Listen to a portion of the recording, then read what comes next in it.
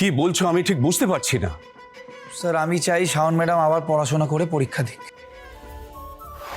কথাটা তো তুই ঠিকই বলছিস, কিন্তু সেরকম পাত্র পাই কোথায়? কি বলছিস তুই? সেরকম ছেলে তো স্যার। আরে শুভ, এসো এসো এসো এসো এসো। থাক থাক, ঠিক আছে। বলো, তোমার শরীর এখন কেমন?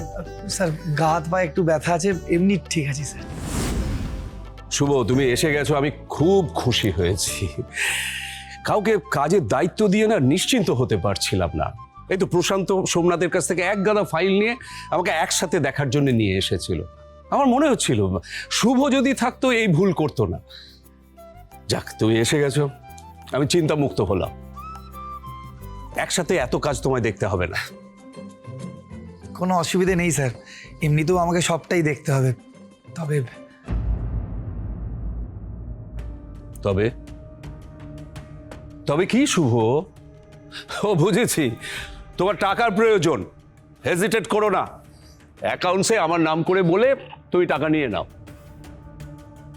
না না স্যার, এটা টাকা পয়সার ব্যাপার নয়, এটা আপনার সম্মানের ব্যাপার।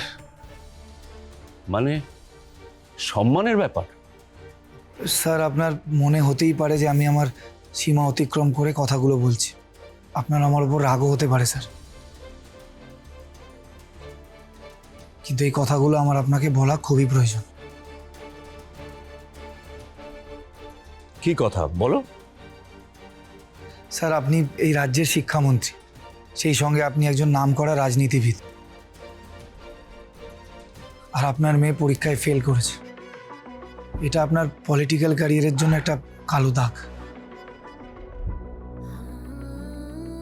সেটা আমি জানি শুভ, কিন্তু আমি চাই। আপনি চান শাওন ম্যাডামের তাড়াতাড়ি বিয়ে দিয়ে দিতে,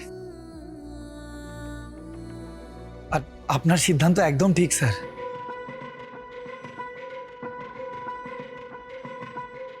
কিন্তু এতে আপনার গায়ে যে কালির দাগটা লেগেছে সেটা কিন্তু উঠবে না, সেটা সারা জীবনের জন্য থেকে যাবে স্যার। তুমি কি বলছো আমি ঠিক বুঝতে পারছি না।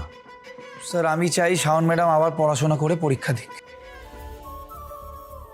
তুমি এই কথা বলতে এখানে এসেছো? ও সাহসটা দেখ বীরু, শুধু এত কিছু হওয়ার পরেও শাওনের হয়ে ওকালতি করতে এসছে ও। কথাটা আমাকে শেষ করতে দে দিদি। তুমি এই কথা কেন বলছো? আপনাকে সারা জীবনের জন্য কলঙ্ক মুক্ত করতে। আমি চাই স্যার আপনি আপনার সমস্ত অপমানের যোগ্য জবাব দিন। আপনি বিচক্ষণ মানুষ স্যার, তাড়াহুড়ো করে কোনো সিদ্ধান্ত নিলে সেটা আপনার উদ্দেশ্য পূরণ হবে না। আপনার সম্মান রক্ষা করার জন্য শাওন ম্যাডামকে প্লিজ পড়াশোনা করতে দিন। উনি পরীক্ষায় পাশ করলে আপনার সম্মান রক্ষা হবে স্যার। তারপরে ওনার ভবিষ্যৎ নিয়ে আপনি যা ইচ্ছে তাই করতে পারেন। আমার কাছে আপনার মান মর্যাদার থেকে দামি কিচ্ছু নেই স্যার, তাই আপনাকে কথাটা বলছি। বাকিটা আপনার সিদ্ধান্ত। যদি শিক্ষামন্ত্রী নিজেই তার মেয়েকে ঠিক করে শিক্ষিত করতে না পারেন, তাহলে রাজ্যের ছাত্রছাত্রীদের কিভাবে শিক্ষা দেবেন? বেশ, ও পড়াশোনা করুক।